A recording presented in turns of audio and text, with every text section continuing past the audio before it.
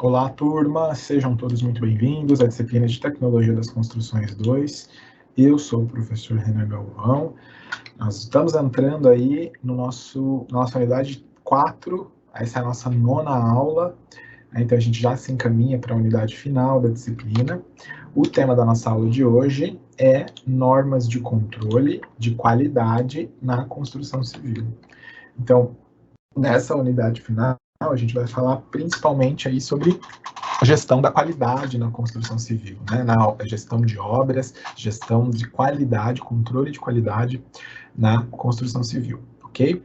Eu vou, né, como de costume, né, eu sempre falo, o chat de perguntas e respostas está aberto, então vão enviando aí as contribuições de vocês, as dúvidas que forem surgindo ao longo da aula, tá? Diógenes mandou um bom dia, Diógenes, seja bem-vindo. Eu já vou começar a aula aqui, que nós temos bastante conteúdo, e eu quero ver se no final da aula eu mostro uma apresentação sobre... Lá na aula passada que a gente estava estudando reforço, né?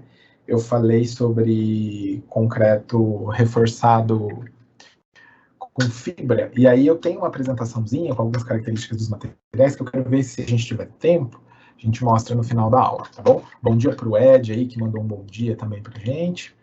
Vamos dar início aqui então, tá? Falar de normas de controle de qualidade na construção civil. Então,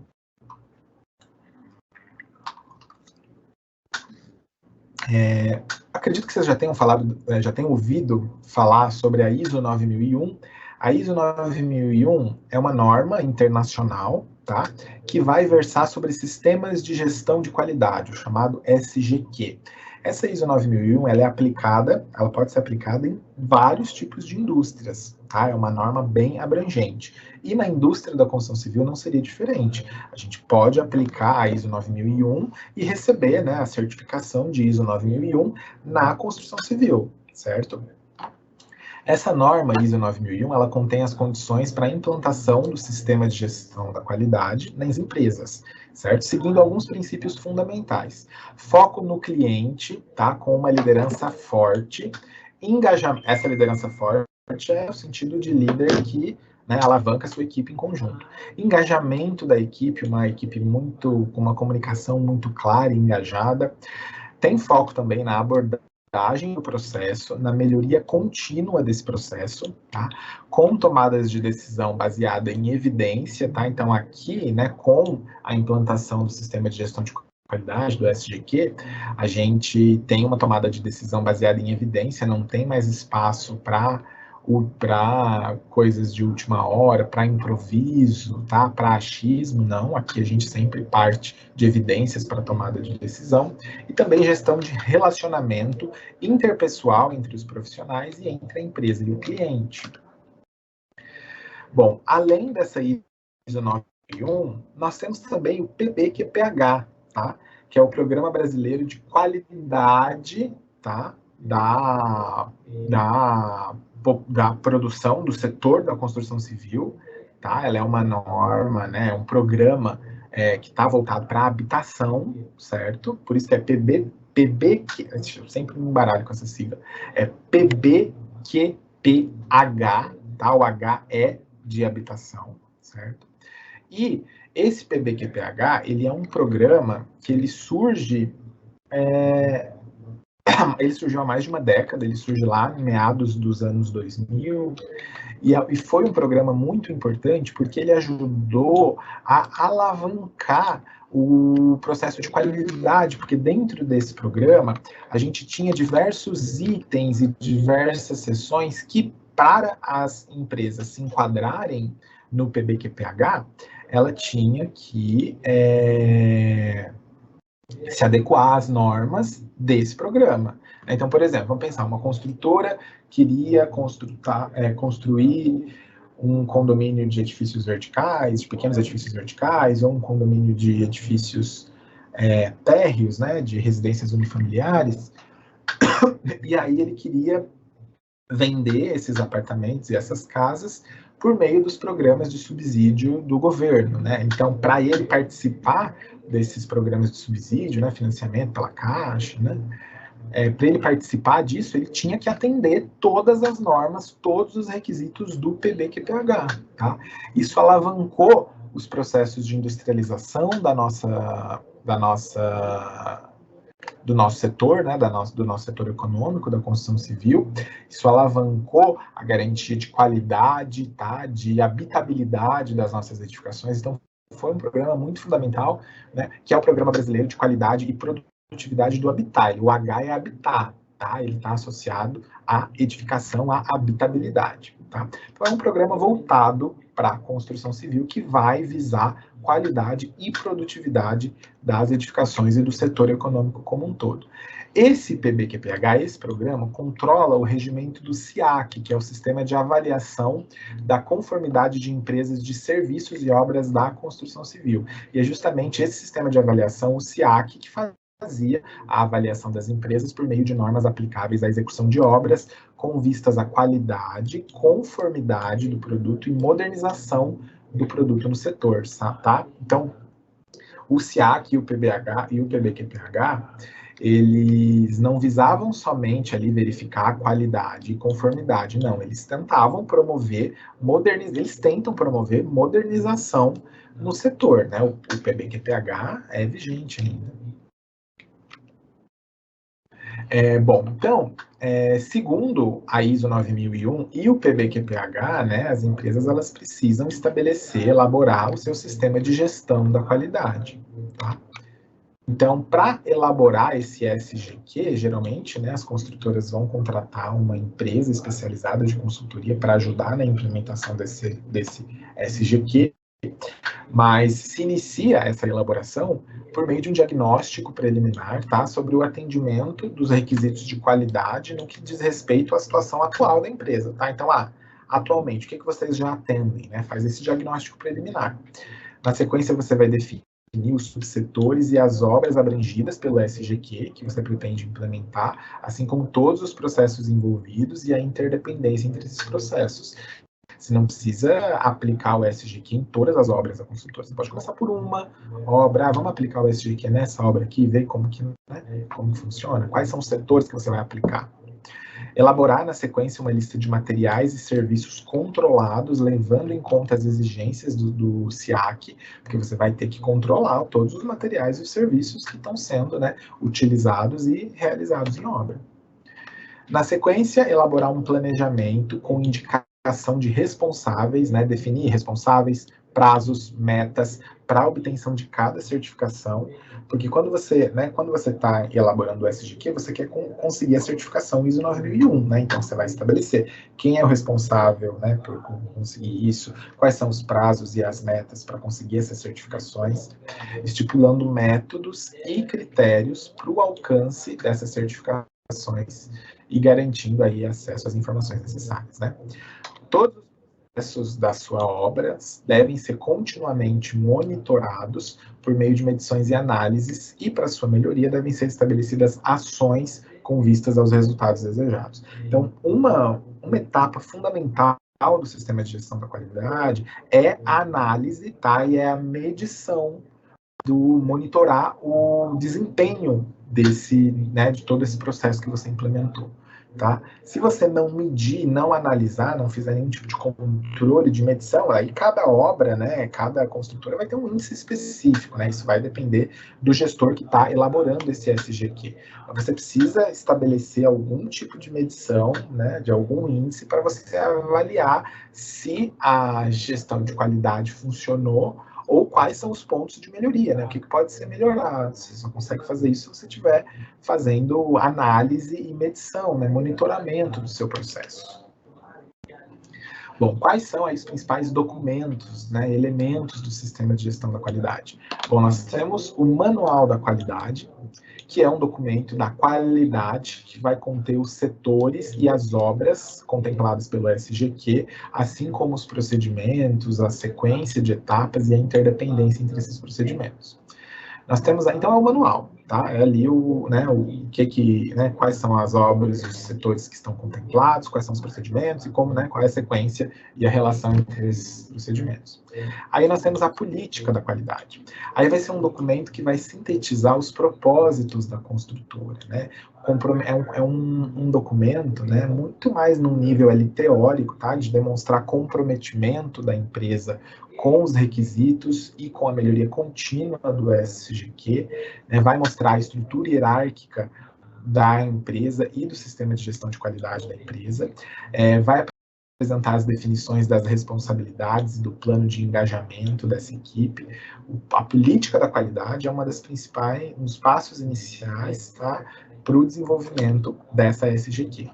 E aí nós temos ainda os objetivos da qualidade, que aí vão expressar os resultados esperados, né? O objetivo é sempre o que a gente quer alcançar, o resultado que a gente espera, com a implementação do sistema de gestão da qualidade na organização, tá? Bem como os objetivos que são necessários para o atendimento, os objetivos que a gente precisa alcançar, né, ao longo do tempo, para o atendimento dos requisitos do sistema. Tá? E a gente vai acompanhar esses resultados, esses objetivos estão sendo alcançados por meio de indicadores mensuráveis. E nós temos ainda, por fim, o plano de qualidade da obra. Tá? O plano de qualidade da obra vai ser um documento elaborado para cada obra e é individual, tá? Não está mais num nível de gestão da empresa como um todo, mas sim obra a obra, tá? Partindo das especificidades e particularidades de cada empreendimento. E vai ser um documento que vai conter a estrutura e as responsabilidades organizacionais dentro da obra, tá? Os serviços e os materiais controlados, assim como os procedimentos de execução e inspeção, as especificidades da obra em si, tá? O plano de controle tecnológico, ao longo dessa unidade, a gente vai falar de controle tecnológico de materiais, que é fundamental e precisa estar muito claro dentro desse plano de qualidade da obra. Os processos e os equipamentos críticos para assegurar a qualidade da obra, tá? Programa de treinamento e objetivos da qualidade específicos, associando esse programa de treinamento aos indicadores avaliados, e a indicação da destinação dos resíduos de acordo com a legislação pertinente. Tudo isso está no plano de qualidade da obra também. Tá? Bom, então, quais são os requisitos relativos à documentação do sistema de gestão de qualidade de acordo com a ISO 9001. Tá? Então, a gente tem que ter todos esses documentos que eu comentei, tá? A gente precisa do manual da qualidade, do plano de qualidade da obra, a gente precisa da política de qualidade da empresa, tá? Então, ó, quais são os documentos exigidos em relação à ISO 9001? Então, é necessária toda a documentação de política da empresa e objetivos da qualidade da empresa. É preciso existir um manual da qualidade, tá? E, além disso, a elaboração dos procedimentos exigidos pela norma, bem como dos demais documentos e registros que auxiliem aí no planejamento, na operação e no controle dos processos. Todos esses documentos que a gente discutiu são documentos fundamentais que compõem o SGQ e que vão ser exigidos pela ISO 9001 para se obter a certificação, né? A gestão da qualidade em uma obra vai envolver o controle de projetos e serviços, tá? De toda a documentação do pessoal alocado na obra, inclusive terceiros, tá? Então toda a documentação trabalhista é fundamental, né? É básico de que tudo esteja em dia, a documentação sempre lá em obra de todos os profissionais, inclusive terceirizados, tá? Que é a responsabilidade. Embora você terceirize o serviço, se está no seu canteiro, você compartilha a responsabilidade também. Controle de materiais, tá? Em especial controle tecnológico de materiais, equipamentos, ferramentas, tá? Muito importante a elaboração de fichas, a gente vai discutir ao longo dessa aula e nas próximas também, fazer o fichamento adequado de todos os materiais durante o recebimento, durante a utilização desse material, tá? E controle também dos índices resultantes desse processo. É importante mensurar todo esse processo por meio de diversos índices para você poder dizer, né, tentar, no fim, diagnosticar se o processo funcionou ou não, né, ou onde ele pode ser melhorado, né, quais são os pontos fortes, quais são os pontos fracos, ou os pontos passíveis de melhora, né, como o pessoal gosta de dizer. E aí nós podemos usar, né, para a implementação desse sistema de gestão de qualidade, a gente pode utilizar diversas ferramentas que vêm lá da administração, né? Nós vamos pegar e emprestar ferramentas da administração, como, por exemplo, o ciclo PDCA, tá? Esse ciclo PDCA, ele vai visar a melhoria contínua e pode ser aplicado a cada atividade ou no processo como um todo. Tá? Esse ciclo PDCA vem das iniciais do inglês, tá? Plan, Do, Check e Act, tá? PDCA. Então, na verdade, é um ciclo, né, muito aplicado nos processos administrativos de você planejar, depois você vai fazer o planejado, aí você precisa avaliar, check, tá? Avaliar se está tudo ok, através dos índices mensuráveis lá, né? Se existe algum ponto que você pode melhorar. Se houver melhorias, sempre vai haver, tá? Você vai para a próxima etapa, que é a etapa de act, de agir, né? Resolver esses problemas que você identificou na etapa de check, e aí depois que você melhorou o seu processo, você inicia de novo o planejamento, né, do próximo ciclo, fazer, checar, conferir, né, mensurar, agir nos pontos de melhora, e esse é um ciclo, tá, que sempre se repete. Ciclo PDCA é um conceito lá da administração, tá? Plan, Do, Check e Act. E aí, nós temos a próxima ferramenta que pode ser utilizada, é o diagrama de Ishikawa ou diagrama de causa e efeito. Esse diagrama vai permitir a análise das causas de um determinado problema. Tá? Então, a gente parte de um problema, né, de um efeito, um problema que você quer estudar, que você quer entender melhor as suas causas. E aí, você pode usar, né, como ferramenta esse diagrama de Ishikawa, tá? Que vai partir do princípio de que o efeito ali, o problema final que você quer, né, você quer diagnosticar a sua causa, ele pode ter como origem causas divididas em 6 grupos diferentes, tá? Então, você pode ter como causa do seu problema o método, a máquina, o material, a mão de obra, a medida ou o meio ambiente, tá? São os 6 M's do diagrama de Ishikawa. Tá? Então, pode ter um problema no seu método, falta um procedimento documentado, não tem supervisor, ou a sua máquina pode ser o problema, que é equipamento antigo, muita parada para manutenção, ou pode ser um problema no seu material, né? Uma matéria-prima de baixa qualidade, ou atraso no fornecimento. Pode ser ainda um problema de mão de obra, né? A mão de obra não está bem capacitada, os operários estão desmotivados ou estão sem treinamento. Um problema de medida, tá? Se não houver sistema de controle ou se tiver equipamentos mal calibrados. Ou um problema de meio ambiente. Se houver, de repente, falta de espaço no seu canteiro, na sua linha de produção, ou faz muito calor na sua linha de produção, e aí o rendimento caiu, tudo isso é um problema de meio ambiente, tá? Então, a partir desse conceito de diagrama de Ishikawa, todos os problemas podem ter suas causas, tá? Dentro dessas 6 categorias, tá? Método, máquina, material, mão de obra, medida, meio ambiente, ok?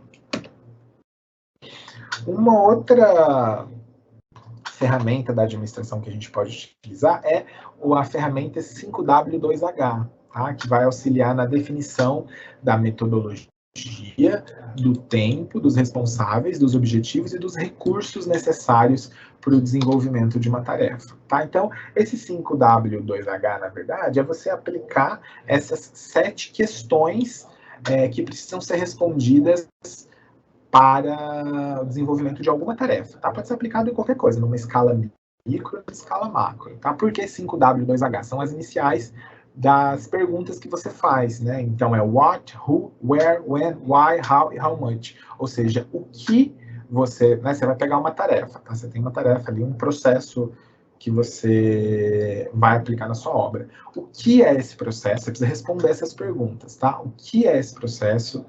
Quem vai realizar esse processo e quem é o responsável por ele, onde esse processo vai ser realizado, quando eu vou realizar esse processo, por quê, tá? É uma demanda da empresa, você quer melhorar algum processo, por que você quer? Por que você tem que fazer essa atividade? Tá? E aí as duas perguntas de H é how e how much, né? Como eu vou realizar essa atividade, quanto me custa realizar essa atividade, né? How much, quanto, tá? Então, é aplicar essas 7 perguntas e responder essas 7 perguntas para as tarefas que você vai executar. Opa! E nós temos ainda o brainstorming, que é um termo já bastante utilizado, vocês com certeza já devem ter ouvido, tá?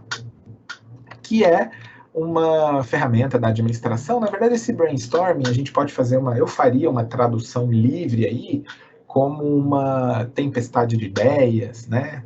Seria bem literal, seria uma tempestade cerebral, seria essa tempestade de ideias, tá? Esse brainstorming é quando a gente faz um levantamento coletivo, conjunto, de questionamentos ou ideias sobre um problema, tá? Então a gente reúne as pessoas que estão envolvidas e de maneira livre todo mundo contribui, né? Todo mundo contribui na elaboração de questionamentos ou de ideias sobre aquela atividade ou aquele problema específico. E daí na sequência, né, todos os pontos são apresentados e analisados, tá? Então isso é o brainstorm, né? Essa construção coletiva, tá? De ideias, de questionamentos e de eventualmente soluções de problemas.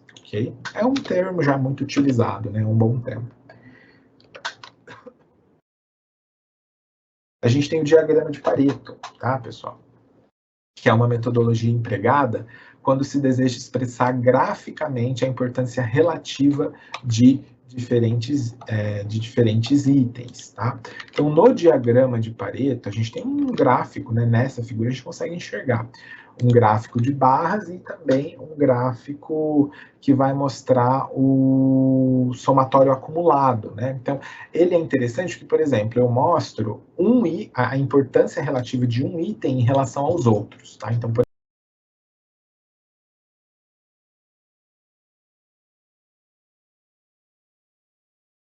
exemplo, ó, o item 4, ele é responsável por 90%, né? Aqui a gente tem uma escala de valor, né? 0 a 500, aqui a gente tem uma escala de porcentagem, né? Então, aqui, esse item 1, por exemplo, ele tem um valor de 450, tá?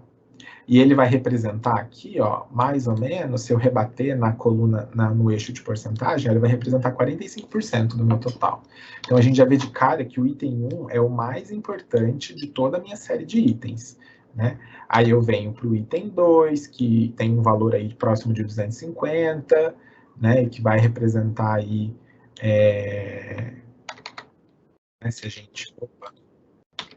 Quando a gente soma, né, o item 2 mais o item 1 mais o item 2, a gente tem um acumulado de quase 70%, ou seja, esses dois itens, 1 e 2, representam aí quase 70%, né, de todos os meus itens. Então, eu vou conseguindo avaliar relativamente um item em relação ao outro, tá? A gente utiliza, né, diagrama de Pareto aí no nosso dia a dia, o pessoal da engenharia fez muito gráfico, né, a gente da engenharia fez muito gráfico.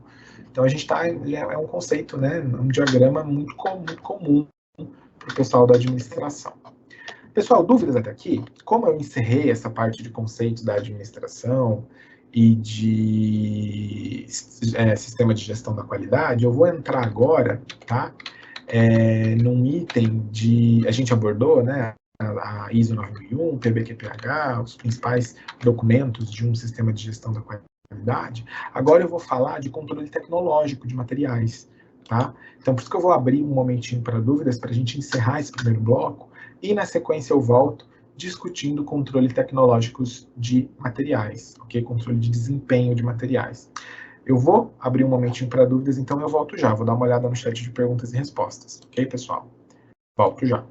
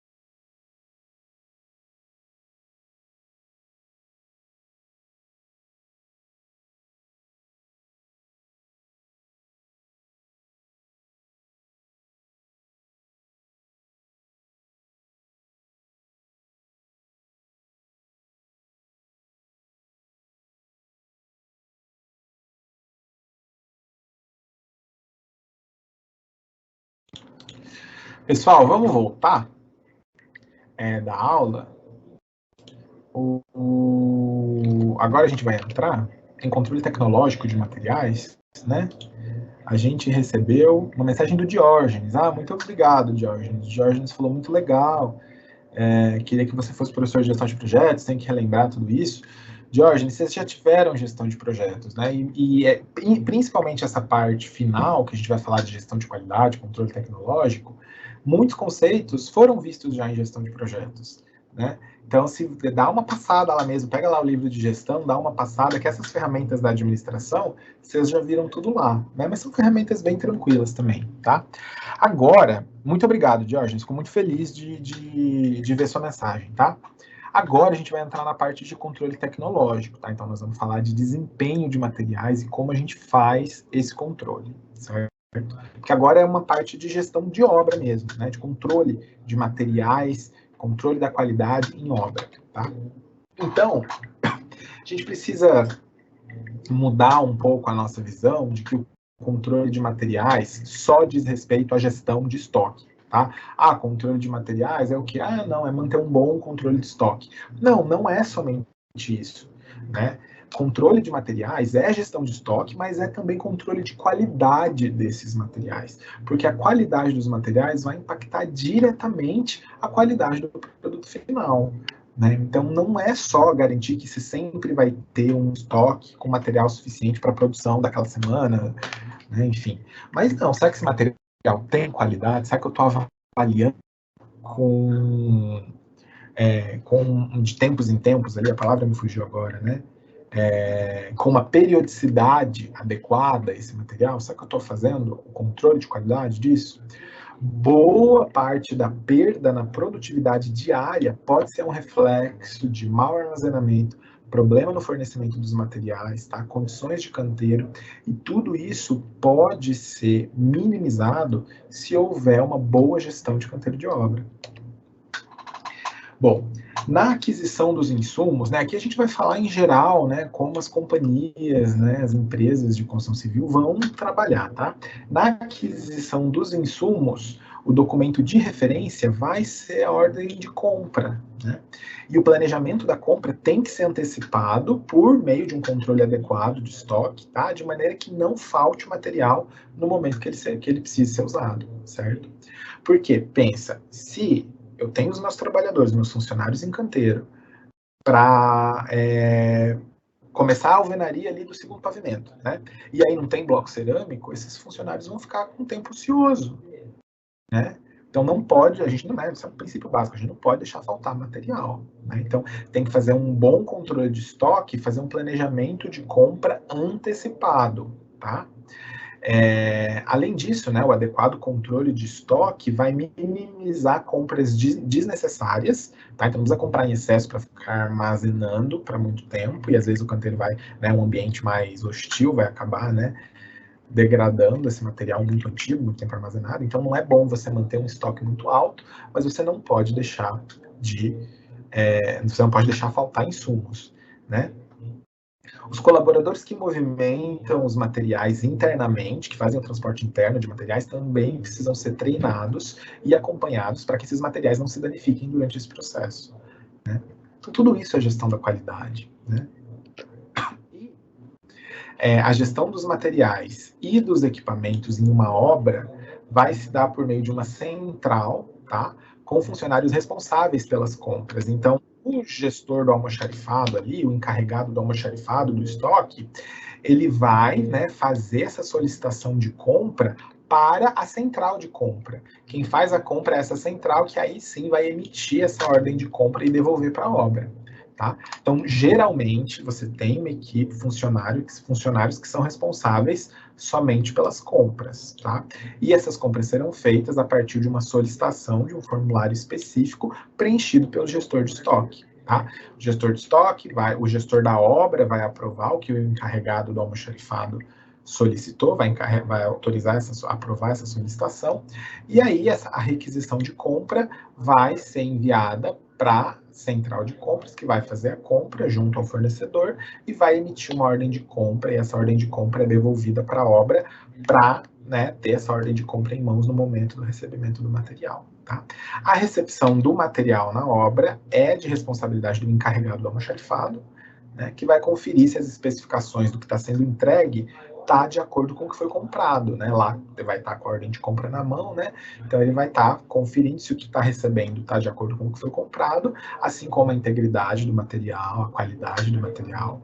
Todo esse tipo de controle tem que ser feito. Os recebimentos, incluindo qualquer inconformidade que o material apresentar, tá? Bem como o local de aplicação, tem que ser registrado em ficha específica. Tá? Então, está recebendo o material, né, sempre preencher. Olha, estou recebendo esse volume, essa quantidade de material, essa parcela de material já vai para o canteiro, vai ser aplicado em tal pavimento, essa quantidade vai ser armazenada, ou então toda a quantidade vai ser armazenada no estoque, né, no almoxarifado, que condições, vai ser num lugar aberto, vai ser num lugar fechado, né, protegido das intempéries. Então, marcação, né, marca ali na ficha o número de lote que você está recebendo, né, importante sinalizar sempre esses lotes nos materiais também, tá? Então, tudo isso, todo esse tipo de controle de material em obra é passo fundamental para fazer uma boa gestão de canteiro e, inclusive, né, evitar desperdício, tá? Evitar transporte, tempo de transporte. Então, a logística interna do canteiro tem que ser muito bem pensada para esse transporte de materiais também, né? Bom, como etapa de processo de melhoria contínua do sistema de gestão de qualidade, né, geralmente as empresas serão, né, esses processos serão avaliados e validados, tá? Para continuarem, e se esse processo não estiver bom, esse processo vai ser excluído, tá? Mesma coisa com fornecedores, tá? Se os fornecedores estiverem atrasando entrega nas obras, você vai, entrega de materiais na obra, você vai acabar desclassificando esse fornecedor.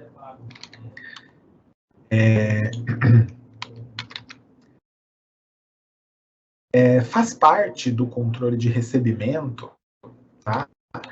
Indicação em uma ficha apropriada. Opa, não. Eu estou no slide anterior ainda, peraí, pessoal, estava olhando na janela errada. Ainda falando, né, sobre controle tecnológico, para minimizar muitas manifestações patológicas, o sistema de controle de qualidade tem que ser implementado em todas as etapas que envolvem os materiais. Tá? Então, é desde a seleção dos materiais, a compra, o recebimento e a aplicação. Você precisa ter controle de qualidade em todas essas etapas. E a correta seleção dos materiais e dos sistemas construtivos é uma atribuição dos projetistas. Tá? Então, nessa seleção, quem é responsável são os projetistas que estão envolvidos nas etapas iniciais do empreendimento. Tá? As demais etapas, compra, recebimento e aplicação, aí já é gestão de insumos que acontece na obra. Faz parte do controle de recebimento a indicação em ficha apropriada da destinação do elemento adquirido. Tá? Então, chegou material em obra, você vai com a ficha lá, né, o encarregado de receber o material, vai já com a fichinha, vai conferir, vai fazer todas as anotações de lote, vai anotar o que não tiver conforme, tá?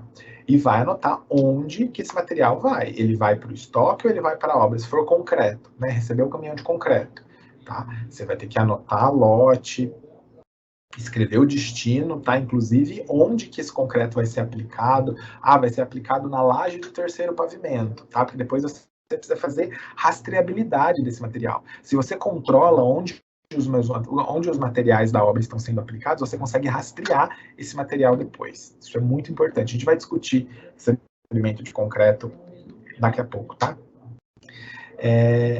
E aí, quando a gente for aplicar o material, isso também vai ser registrado em uma ficha específica de serviço, tá? Isso é o que eu estava comentando, né? Esse procedimento de você marcar sempre, registrar onde o elemento que chegou, o material que chegou está sendo aplicado, isso é rastrear o material, tá? É o processo de rastreabilidade do material.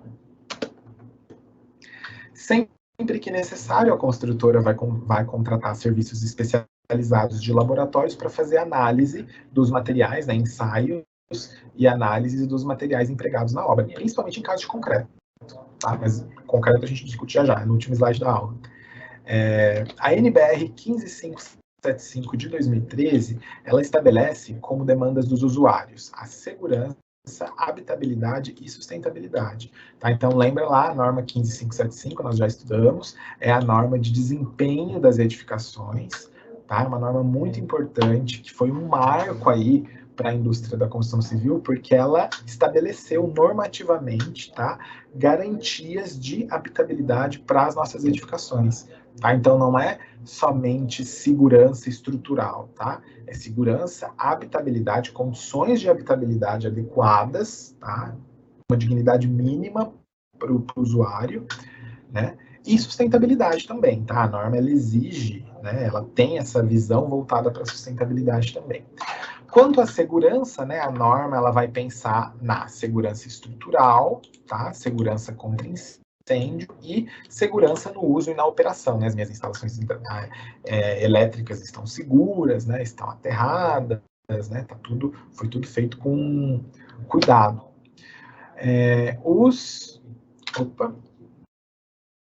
fatores de sustentabilidade, tá? Aí estão associados à durabilidade da minha edificação, a manutenibilidade, o impacto ambiental, tá? Que são muito afetados pela qualidade dos materiais que eu emprego durante a obra. Pensa bem, né? Se eu construo uma edificação durável, né? Passível de manutenção, com baixo impacto ambiental, isso é muito sustentável, né? Porque se eu construo uma casa para durar 50 anos, é muito melhor do que se eu construísse uma casa para durar 25 anos, porque daí no espaço de tempo de 50 anos eu teria que construir 2 casas.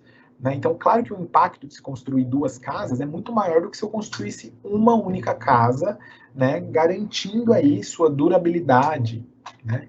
Então, durabilidade de obra é um aspecto muito intrínseco à sustentabilidade, né? Quanto mais durável é a minha obra, mais sustentável ela é, né? Porque menos resíduo eu vou gerar, né? Não vou ter que gastar para construir uma nova, não vou ter que gerar demolição, tá? Em função disso, essa norma de desempenho, né, 15575, ela indica a avaliação do desempenho dos materiais por meio de ensaios laboratoriais. Os fornecedores, tá? Isso vai valer para alguns materiais, essa avaliação, né? Essa inspeção visual e avaliação de propriedades mecânicas dos materiais, isso vai valer para alguns materiais, tá?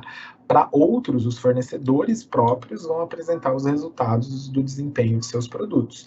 É o caso de concreto e aço, por exemplo, né? O aço, você vai pedir a análise, né, do desempenho mecânico desse aço para o fornecedor. O fornecedor, ele te garante que o aço que está sendo vendido, né, tem as propriedades mecânicas exigidas lá pela norma, né, de produção de aço. Agora, concreto, né, se você vai comprar, né, liga lá na concreteira, pede concreto, aí você vai ter que fazer algum tipo de controle desse concreto, certo? Até porque concreto é um material muito mais heterogêneo do que o aço. Tá? Para fechar a aula de hoje, pessoal, essa aula de hoje é corrida mesmo, tá? Mas eu quero trazer esse exemplo do livro didático, que ele é muito importante, né? E ele é, de fato, muito aplicado nos nossos canteiros de obra, tá? É em relação ao recebimento de concreto usinado. Então, vai ser fundamental, quando você receber concreto em obra, aplicar o processo de rastreabilidade desse concreto. É importante que você rastreie esse concreto na obra. Como que funciona, então? Bom, primeiro, você vai solicitar o insumo, né? Então, conforme está lá no projeto, você vai solicitar para a equipe de compra e a equipe de compra vai emitir a ordem de compra. Né? É um concreto, tá lá, né? A gente quer concretar a laje do terceiro pavimento, é um concreto de FCK 35. Tá? Então você vai lá e pede a compra. A equipe de compra compra, né? E vai daí chegar lá no dia específico solicitado para a execução da laje, né? Para a concretagem da laje, vai chegar o caminhão lá da concreteira. Aí o recebimento vai ser feito pelo encarregado do almoxarifado, né, que vai conferir se as especificações ali do caminhão né, que está chegando, o caminhão betoneiro que está chegando com concreto, estão de acordo com a ordem de compra. Ah, tá certo, o caminhão está entregando, né, geralmente você vai ter uma nota fiscal, uma ficha de entrega, de compra, e você vai conferir, ah, tá, realmente, aqui é um caminhão, né, são tantos caminhões de concreto FCK 40, ok, manda para dentro, manda lá para o local da obra, né, que vai ser aplicado. Concreto é aplicado na hora, né, concreto usinado. Mas antes de você aplicar lá, fazer a concretagem da laje, você vai ter que realizar um teste de fluidez, tá? O teste de fluidez é o teste do cone, né, de abatimento, tá? Vocês estudaram isso lá em materiais de construção, né? O slump test, é um outro nome que a gente usa para o ensaio de abatimento do tronco de cone de concreto, é o slump test, tá? Então você vai lá pegar, depois vocês relembrem lá em material de construção, né? Você pega o molde, né? O cone, o tronco de cone lá, aí vai e coloca, acho que é 1/3, né? Coloca 1/3 de concreto, adensa o concreto, coloca mais 1/3, adensa, completa o molde, adensa. Aí depois você vem, retira o molde e vê, né? Mede o quanto que o tronco de cone se abateu, tá? Esse abatimento do tronco de cone de concreto, né, o abatimento de concreto, ele indica muito sobre a fluidez desse material. E a fluidez do concreto, ela é muito importante durante a concretagem, né? Se eu estiver trabalhando com um concreto autoadensável, por exemplo, eu preciso de uma fluidez muito alta, né? Eu preciso verificar se esse concreto está muito fluido, porque se ele estiver muito fluido, pode indicar que ele está com muita água, isso pode influenciar na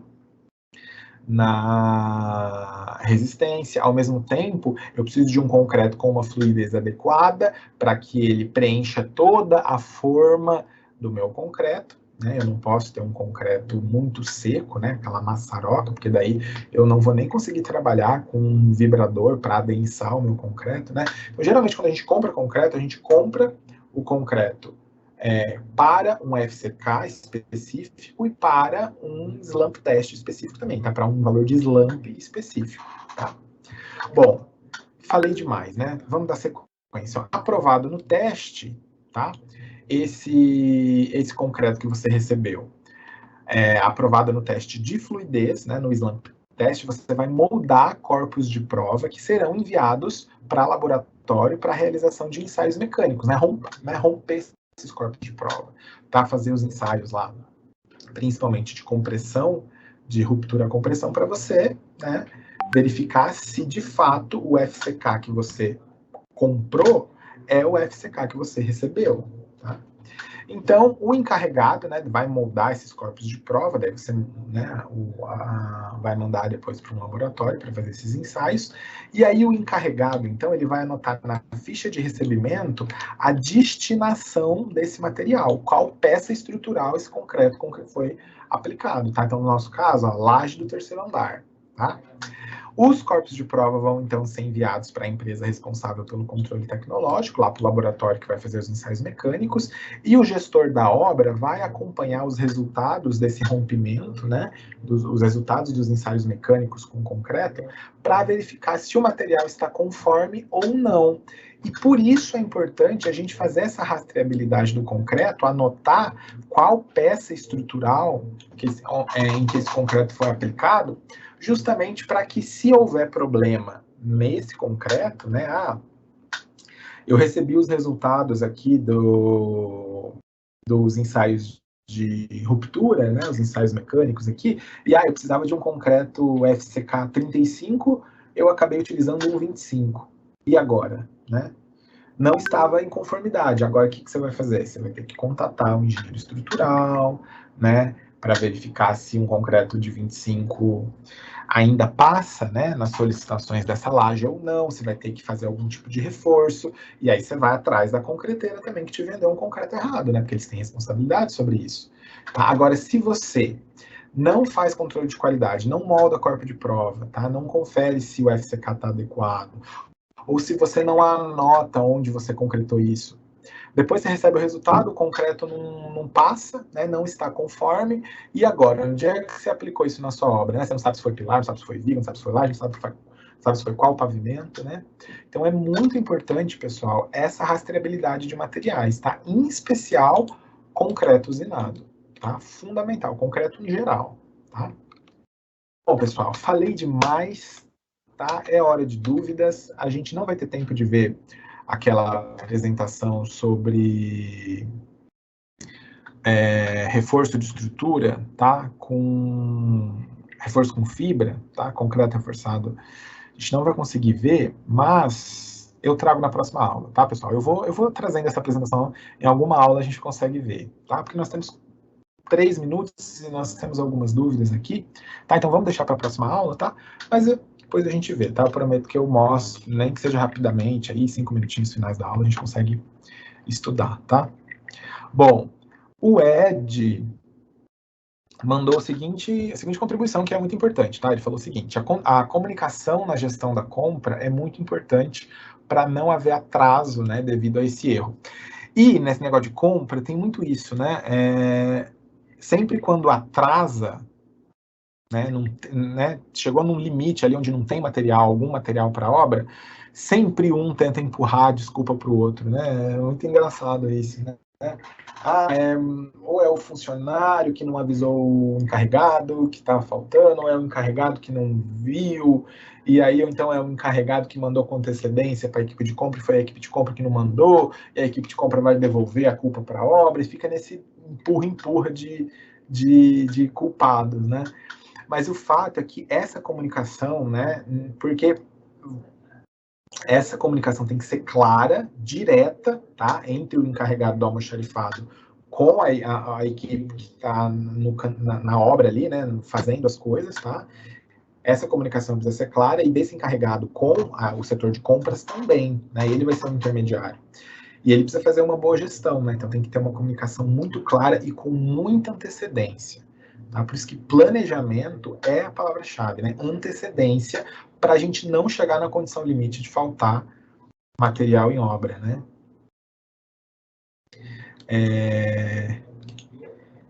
Recebemos mais um comentário. Muito obrigado, Ed. É um comentário elogioso. Professor, parabéns pela didática, suas aulas são incríveis. Muito obrigado, viu, Ed? Fico sempre muito feliz quando recebo feedback dos alunos, tá? Principalmente quando eles são positivos, né? Eu fico mais feliz ainda.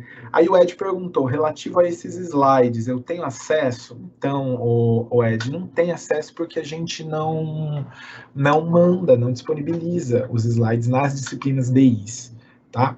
As DHs, as disciplinas híbridas, que são aquelas que vocês fazem ao longo da semana, né? Disciplina de 3 horas aula, aí sim, aquelas compartilham. Mas essas disciplinas interativas, a gente não pode compartilhar os slides, a gente não tem nem como. Tá? No AVA do professor, a gente não tem nem o link ali, o espaço para compartilhar material, tá? Então a gente não tem como, tá? Compartilhar os materiais. Mas eu reforço, viu, que as nossas aulas aqui nas DIs, elas são muito baseadas no livro, tá? Elas são fortemente baseadas no livro didático de vocês. Então o material que está aqui tá no livro de vocês também, tá? Então, pode dar uma olhada lá, Ed, que o que a gente discute aqui tá lá no livro também, tá? Pode ficar tranquilo. Bom, nosso tempo acabou, pessoal. Temos mais alguma dúvida? Não temos, né? Então, pessoal, eu desejo um bom fim de semana para todo mundo, né? Eu vou encerrando a aula por aqui. Na próxima aula, a gente continua dentro da unidade 4, discutindo gestão de qualidade, tá? E nos vemos sábado que vem, ok? Descansem bem esse fim de semana, pessoal. Um abraço. Obrigado aí ao pessoal que colaborou com a nossa aula, enviou as contribuições aí, Diógenes e Ed. Um abração. Abração para todo mundo e até semana que vem, pessoal. Tchau, tchau.